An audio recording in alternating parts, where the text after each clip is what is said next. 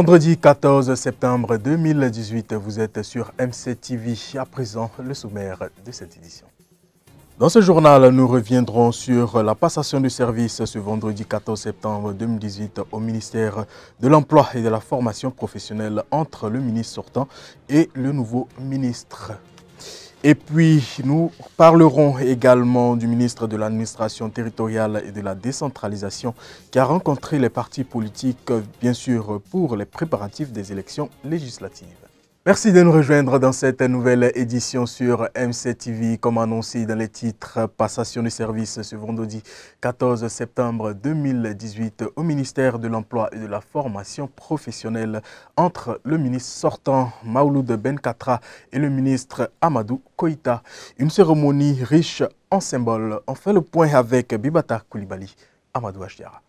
Cette cérémonie a été très sombre en présence des membres du cabinet, occasion pour M. Maouloud Ben Katra de saluer ses collaborateurs et souhaiter bonne chance au nouveau ministre.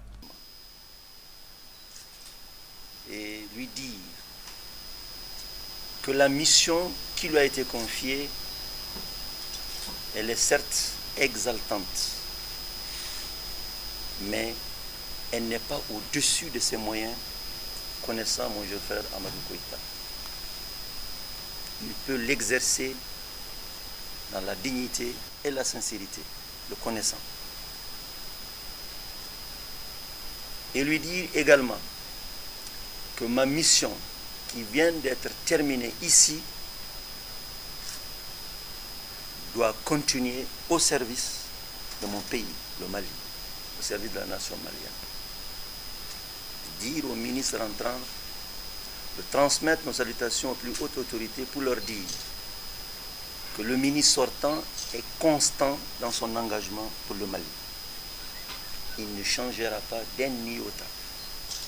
Il a dit haut et fort qu'il se met à la disposition du président de la République, du premier ministre chef du gouvernement, bref, du Mali. Il est dans cette constance et cela va continuer. La mission du ministère est terminée, mais la mission pour le pays doit continuer pour moi, mais pour beaucoup d'autres gens. Amadou Koïta a remercié son prédécesseur pour le travail abattu. Pour restaurer plutôt la démocratie et la République. Ce combat, nous l'avons mené avec honneur, avec dignité, avec bravoure, avec patriotisme. Nous nous sommes encore retrouvés dans le gouvernement. Nous avons été les deux poumons d'un même corps. Je puis ici témoigner, depuis votre arrivée, que notre département a trouvé un second souffle. L'appui, l'accompagnement n'ont jamais fait défaut. Nous sommes à la 4e formation à travers vous. 3 formations, le Soufroulaye, à travers la pêche. La 4e, c'était à Tukoto. Et tout ça témoigne de votre volonté et de notre volonté commune à matérialiser la volonté politique de son Excellence Ibrahim Boubacar Koïta dans l'objectif, lors du premier mandat, était la création de 200 000 emplois.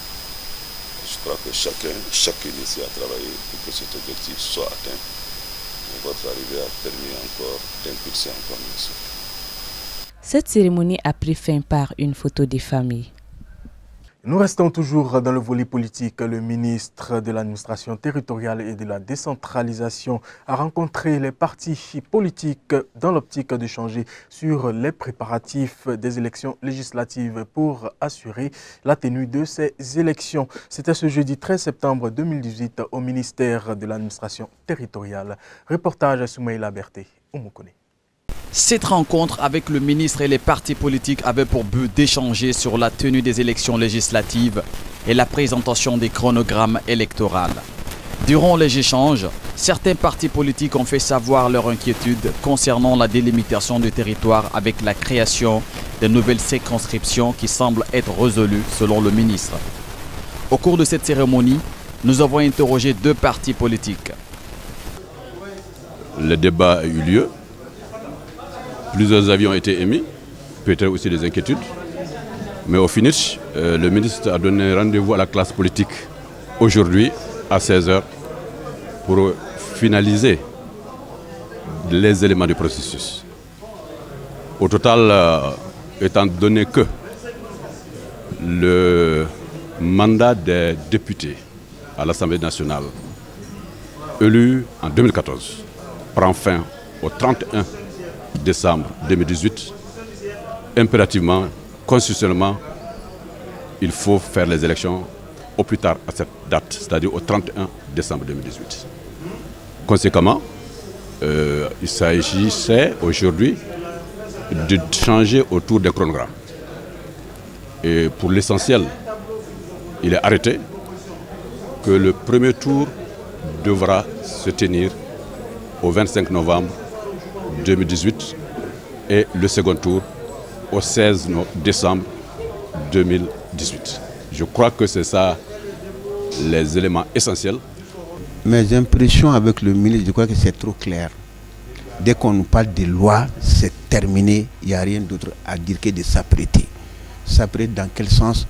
Se conformer au moins à ce qu'on vient de dire ici. Pour nous, on avait demandé le report, mais ils ont dit que c'est impossible que le mandat des députés soit prolongé. Parce que ça ne peut pas, pour nous, on avait demandé 9 à 10 mois pour prolonger le mandat des députés, mais ils ont dit que la loi ne peut pas le faire. Donc il n'y a qu'à se conformer et partir en guerre, c'est tout. Il faut noter que la grève des magistrats ne sera pas un obstacle pour les élections législatives, a assuré le ministre de l'administration territoriale, Mohamed Ag Erlaf. À présent, parlons de cet atelier de formation et de sensibilisation de l'équipe des parties prenantes du Mali sur le projet 50 millions de femmes ont la parole qui s'est ouvert ce vendredi 14 septembre 2018 dans la salle de conférence du Centre national de documentation et d'information sur la femme et l'enfant. La cérémonie d'ouverture était présidée par le ministre de la promotion de la femme, de l'enfant et de la famille. Reportage Makan Sempara, Kadjatou Bagaïgo. Les participants de cet atelier seront amenés à se familiariser au mécanisme de mise en œuvre du projet. En gros, c'est le contenu de cette plateforme dénommée 50 millions de femmes ont la parole. Également, l'occasion de déterminer leur mission dans le cadre de la mise en œuvre de cette initiative au niveau de chaque État membre de la CEDEAO.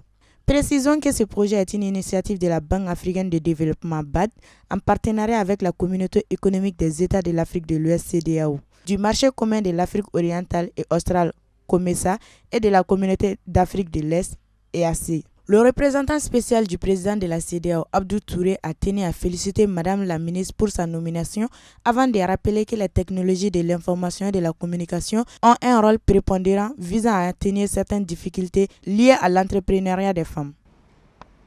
Dans un récent rapport, la Banque mondiale a estimé que 70% des petites et moyennes entreprises détenues par des femmes dans les pays en développement ne bénéficient pas ou pas suffisamment des services qu'offrent les institutions financières, d'où un déficit de financement de 285 milliards de dollars qui aurait pu booster les activités économiques des femmes et des jeunes. Toutefois, les études en Afrique ont également démontré que les technologies de l'information et de la communication pourraient éventuellement contribuer à atténuer certaines de ces difficultés liées à l'entrepreneuriat féminin sur le continent. Madame la ministre de la promotion de la femme, de l'enfant et de la famille, Dr Diakité Aïssata Traoré, a pour sa part souligné l'importance que notre gouvernement accorde à l'autonomisation de la femme. Pour matérialiser sa volonté politique affichée, le gouvernement de la République du Mali a créé le Fonds d'appui d'autonomisation de la femme et à l'épanouissement de la femme, de l'enfant FAFE, au sein de mon ministère, à qui mandat a été donné pour assurer la coordination de ce projet régional. Ainsi, pour la mise en œuvre du projet, une équipe pays constituée de représentants des secteurs publics et privés de la société civile a été mise en place. Mesdames et messieurs, chers participants et participantes, j'apprécie à juste valeur l'initiative d'organisation de cette session car j'en suis persuadée qu'elle permettra d'outiller les acteurs et les actrices pour une meilleure application de la feuille de route de la plateforme 50 millions de femmes ont la parole. La parole est un projet qui vise à faciliter l'autonomisation des femmes à travers la création d'une plateforme virtuelle pour le réseautage et le partage d'informations dans le but d'améliorer leur capacité d'accès à l'information financière et non financière. J'en viens à présent, l'Union nationale des journalistes en collaboration avec la Fédération internationale des journalistes ont organisé ce vendredi 14 septembre 2018 à la Maison de la Presse un séminaire de formation des hommes de médias sur le changement climatique. À ces propos, M. Fayenke Fakara a invité ses confrères journalistes à s'intéresser au changement climatique et à ses effets, lesquels sujets font l'actualité. Cet atelier qui nous réunit maintenant porte sur les changements climatiques. Il s'agit d'une suite logique de la très bonne collaboration entre les deux organisations. Les changements climatiques constituent des enjeux à cause des variations cycliques de l'énergie et de l'activité humaine. Pendant ces dernières années, les activités humaines ont modifié la composition atmosphérique à travers la dégradation de la couche d'ozone. Face à cette situation, les journalistes ont un rôle à jouer. Alors, ces 2 jours permettront de vous enquérir sur l'état des lieux, de renforcer les capacités dans le cadre de la lutte contre les changements climatiques afin de participer à la synergie commune engagée par les autorités maliennes et tous les partenaires œuvrant dans le cadre des changements climatiques. Soko Nadja, représentante de la FIGE, a surtout mis l'accent sur l'objet du présent séminaire qui fait la préoccupation du monde entier. En 2013, la FIGE est parvenue à la conclusion que les journalistes africains et les médias africains en général n'ont pas réagi très efficacement dans la lutte contre le changement climatique. Le changement climatique reste un défi majeur pour la plupart des pays d'Afrique, car l'Afrique est le continent le plus durement touché par les changements climatiques. De ce fait, les conséquences du changement climatique sont vraiment présentes au niveau de notre continent. Au cours des dernières années, diverses mesures ont été prises à l'échelle mondiale pour limiter les effets du changement climatique, notamment en ce qui concerne l'émission de gaz à effet de serre et le partage des connaissances et expériences relatives aux meilleures pratiques d'adaptation et d'atténuation. Il a été affirmé dans le monde entier que les médias sont une arme essentielle dans la lutte contre le changement climatique. En Afrique, cependant, comparé à d'autres pays du monde, les médias ont manqué de reportages efficaces sur le changement climatique et l'impact souhaité nécessaire pour améliorer le changement de comportement du côté des citoyens. Les médias africains ont sans aucun doute sérieusement sous-estimé les problèmes du changement climatique, malgré les dommages colossaux que les conséquences du changement climatique ont accumulés sur le continent, en particulier dans le secteur agricole, en endommageant les moyens de subsistance de la majorité des citoyens sur le continent. C'est sur la base de ces perceptions que la FIGE juge nécessaire de former des journalistes à travers le continent afin de renforcer la capacité de reportage sur le changement climatique. Il est évident que le changement climatique, avec ses conséquences d'inondations, tremblements de terre, déforestation, mérite d'être pris en compte par les hommes de médias. C'était un élément de Bibata Koulibaly et Amadou H. Diarra. À présent, partons bien sûr pour la première région. Il s'agit bien sûr de Caille. Ensuite, la deuxième région Koulikoro. Également la quatrième région Ségou pour terminer avec la 7e région Gao dans l'écho des régions. La page écho de nos régions de ce mercredi nous amène à Koulikoro où une quarantaine de personnes de la société civile participent depuis ce mardi matin à un atelier sur les droits de l'homme. Cet atelier, selon ses organisateurs, vise à identifier les droits catégoriels et les violences basées sur le genre dans la localité. Il est organisé par la Direction régionale de la femme, de l'enfant et de la famille en collaboration avec la Commission nationale des droits de l'homme. À Kati, toujours à Koulikoro, des cultivateurs ont été victimes lundi dernier d'une intoxication alimentaire dans un champ à Diago. Ces paysans, tous ressortissants du village de Sebedjana, situé à 10 km de la ville, avaient consommé du thé et du café mélangés à des comprimés d'excitants pour mieux travailler. Les 18 personnes victimes ont été évacuées au centre de santé de référence de Kati. De la deuxième région, nous partons à Sikasso où 36 jeunes des lycéens et collèges dénommés ambassadeurs ont reçu lundi une formation sur les techniques de communication. Ces jeunes seront mis à contribution pour sensibiliser les parents en vue de valoriser les retours, l'enregistrement et le maintien à l'école des milliers d'enfants de la région. Cette activité est organisée par la Direction régionale du développement social et de l'économie solidaire de Sikasso et financée par l'UNICEF. À Yorosso, toujours dans la région de Sikasso, les sinistrés des inondations de la commune de Kouri ont reçu des dons la semaine dernière. Ils sont composés de vivres, de sucre, d'eau de javel et de moustiquaires. Le directeur de la protection civile, accompagné de son homologue du développement social, a aussi remis une enveloppe à la famille d'une fillette retrouvée morte des suites des mêmes inondations. Valeur de ces donations, 700 000 francs CFA. À Ségou, la campagne de vaccination contre le paludisme saisonnier a pris fin hier à 100. 5 jours durant, les enfants de 3 à 59 mois ont reçu des doses de vaccins contre le paludisme et les effets néfastes, un financement de l'observation et de l'UNICEF. Direction nord du pays, à Tombouctou, 2 jours après l'assassinat d'un officier du mécanisme opérationnel de coordination à Tombouctou, le calme est revenu ce mardi matin dans la ville. Pour certains responsables des groupes armés, ces attaques visent à ralentir l'avancée des opérations de MOC. Au même moment, la coordination des mouvements et forces patriotiques de résistance de Tombouctou réclame son intégration inclusive dans le processus du MOC. Dirais pour terminer, l'inondation a provoqué des dégâts matériels importants dans les quartiers Milionki et Azigiboukou. La ville a reçu 81 mm de pluie entre le dimanche et le lundi dernier. Le service de développement social est à pied d'œuvre pour porter secours aux sinistrés. Nous parlons de l'actualité nationale, mais il y a également l'actualité internationale qui nous intéresse. Fuyons-les ensemble avec Fatoumata Kamara. Pour lutter contre la recrudescence des attaques terroristes au Burkina Faso, le député de l'opposition, Lona Charles Ouattara, préconise une redéfinition de la politique de défense adoptée depuis 2010. Il s'agit, pour l'ex-colonel de l'armée et ancien chef des opérations aériennes des Nations Unies, de commencer par le rapatriement des contingents burkinabés dans les forces de maintien de la paix. 2300 d'entre eux sont actuellement déployés en qualité de casque bleu au profit de l'ONU. Il faut que nous rapatrions nos contingents déployés dans les missions de paix. Vous ne pouvez pas aller chercher à protéger des pays amis si vous-même vous êtes menacé.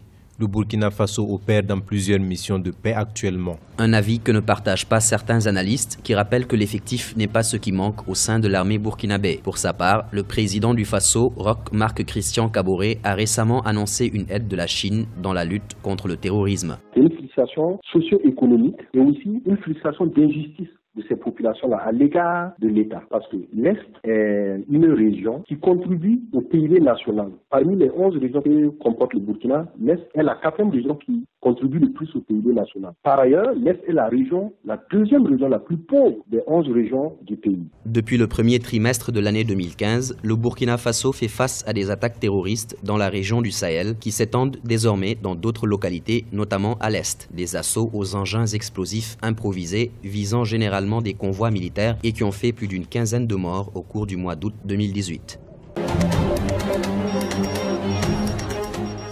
À la deuxième et dernière journée des travaux du comité de suivi de la CEDEAO tenu à Lomé, aucune, sinon pas grande avancée en ce qui concerne la position de l'opposition togolaise qui réclame toujours une recomposition de la commission électorale nationale indépendante. L'opposition estime que le processus se déroule sans elle parce qu'elle exige notamment la réforme de la CENI pour qu'elle soit plus inclusive et qu'elle soit la caution d'une élection plus transparente, plus ouverte, plus crédible. C'est une préoccupation d'ailleurs que partage également la majorité qui est au pouvoir.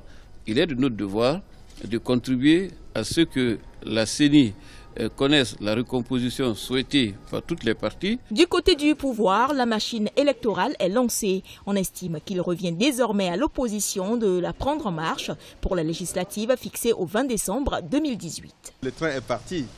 Il s'agit maintenant de le rattraper et de faire en sorte que nous puissions parachever le chemin et la route ensemble sur la voie de la mise en œuvre des réformes sur la voie de la tenue des élections le 20 décembre 2018. Dans le rang de l'opposition, c'est l'indignation. L'on estime que la question de la CENI n'a pas été discutée à fond avec le comité de suivi.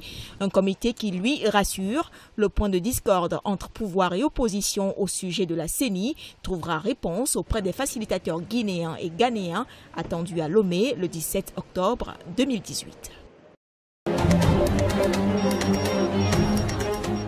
C'était le mot de Fatoumata Kamara pour terminer cette édition. J'ai été ravi de passer ce moment en votre compagnie. Nos programmes continuent toujours sur notre page streaming www.m7tv.ml, également sur notre page Facebook M7 TV, les 7 jours qui font le Mali. Bonsoir.